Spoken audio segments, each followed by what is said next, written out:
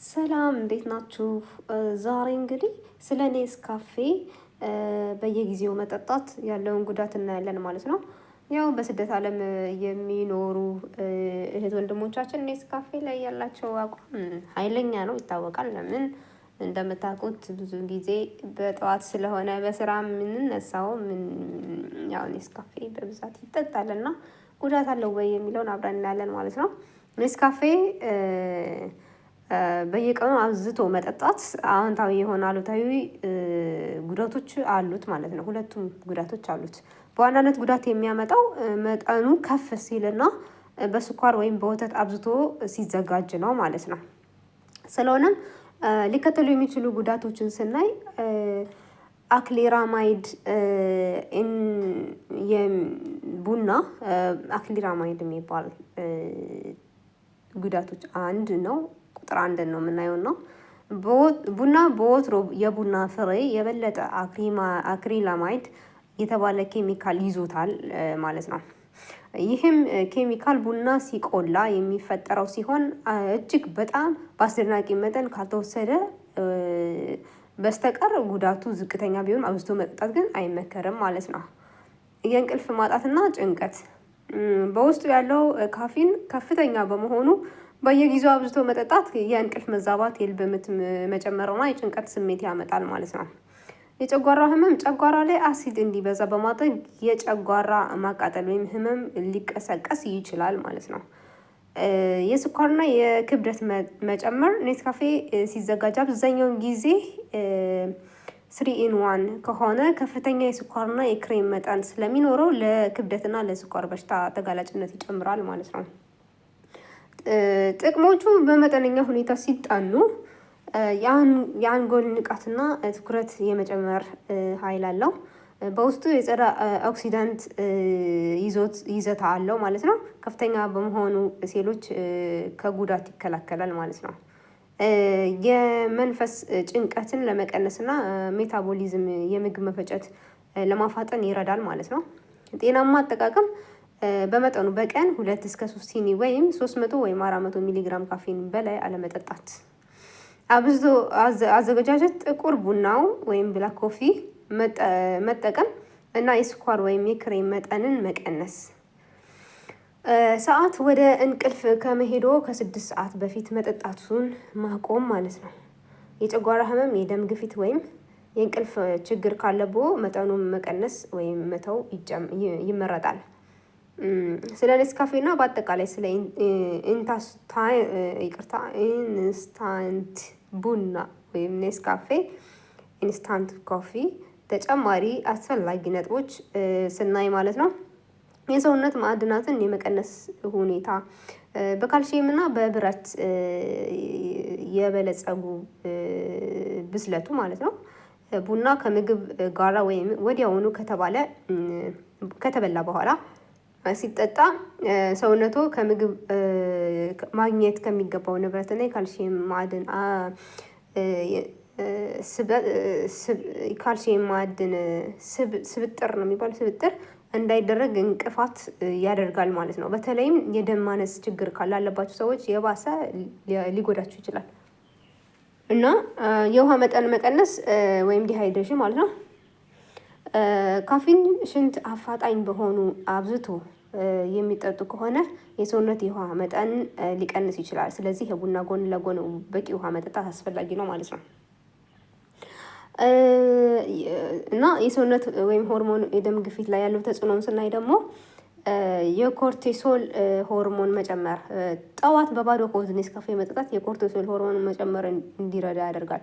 ይህም ውጥረት፣ ጭንቀትና በሆድ አካባቢ የስብ ክምችትን ሊፈጥር ይችላል ማለት ነው። የደም ግፊት ጊዜያዊ የሆነ የደም ግፊት መጨመር ስለሚያመጣ ከፍተኛ የደም ግፊት ያለባቸው ሰዎች ጥንቃቄ ማድረግ አለባቸው ማለት ነው።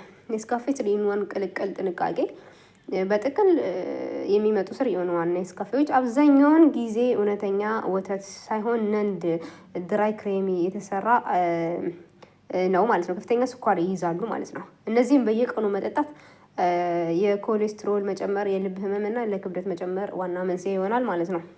ጤናማ የማስተካከል እርምጃዎች ሰዓት ይምረጡ። ከእንቅልፍ እንደነቁ ወዲያውኑ ሳይሆን ከ2-3 ሰዓት በኋላ ቢጠጡ በሆርሞን መዛባትን ይከላከላል። ከምግብ በኋላ ምግብ ከተመገቡ በኋላ ቢያንስ 1 ሰዓት ቆይተው መጠጣትን የምግብ መፈጨትና ማዕድናትን አይጎዳም ማለት ነው።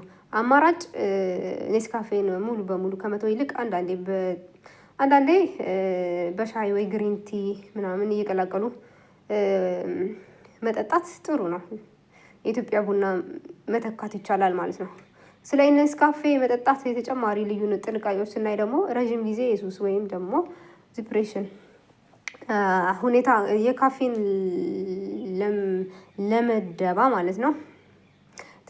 ኔስካፌ አብዛኛውን አብዝተው በየቀኑ የሚጠጡ ሰዎች ሰውነታቸው በየጊዜ በኋላ ካፊኑን ይለምደዋል ማለት ነው።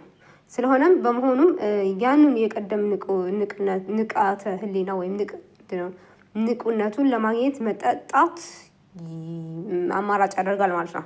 የመተው ምልክት በድንገት መጠጣቱን ሲያቆሙ ወይም ሲቀንሱ የራስ ምታት፣ ድካም፣ ትኩረት ማጣት፣ የመበሳጨት ስሜት፣ የጡንቻ ቁስለት ሊያመጣ ይችላል ማለት ነው።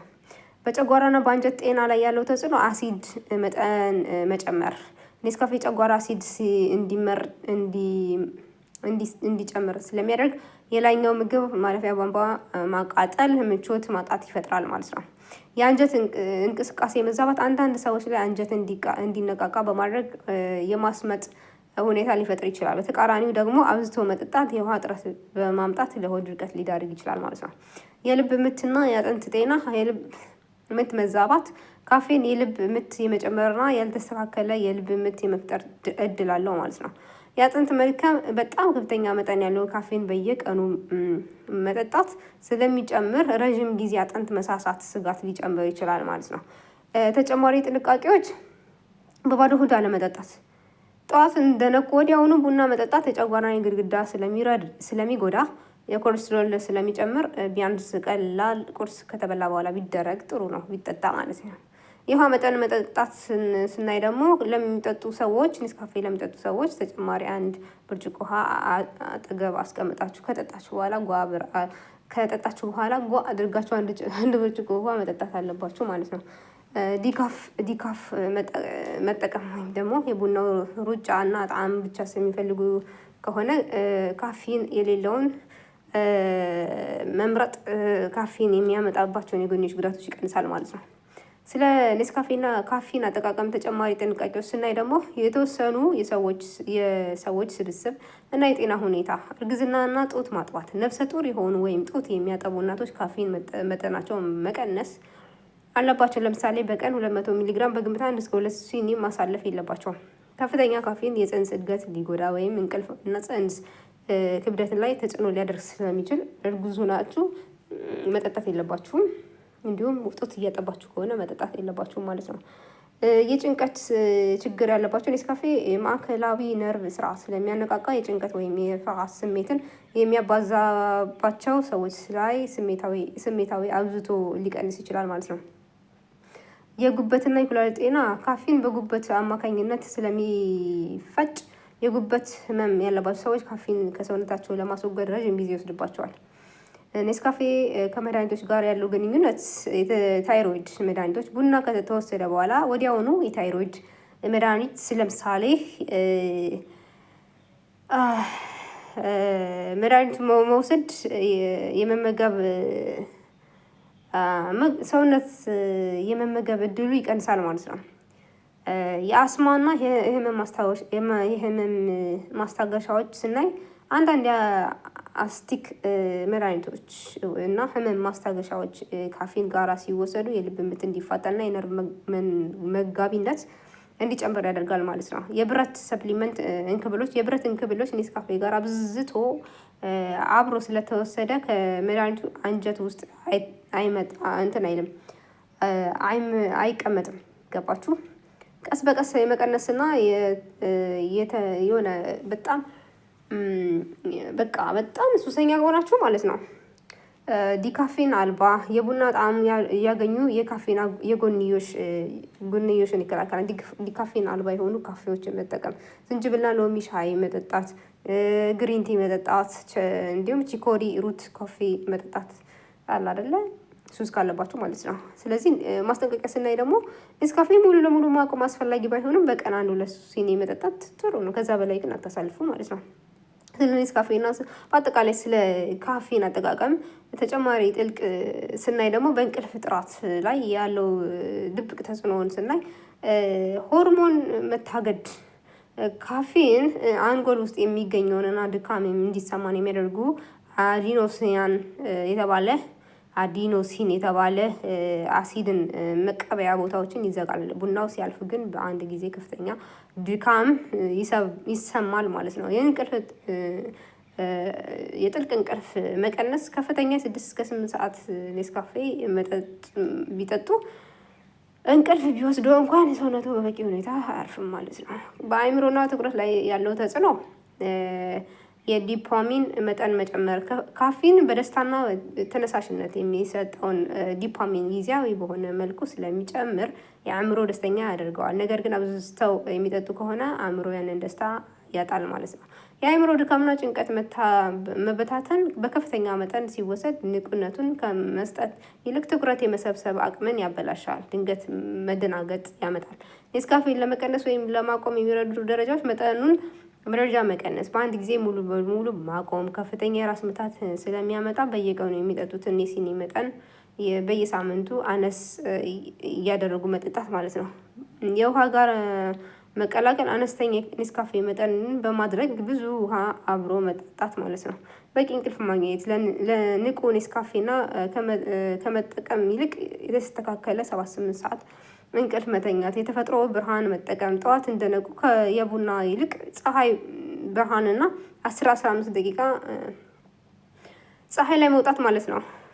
ገባችሁ? እንግዲህ ዛሬ የነበረን ስለ ኔስካፌ እውነት ለመናገር የኔስካፌ ሱሰኛ አብዛኛው ስደተኛ የኔስካፌ ሱሰኛ ነው እና ማወቅ አለባችሁ ለማለት ነው። እናመሰግናለን። በቀጣይ ቪዲዮ እንገናኛለን። ቻው፣ ሰንብቱ።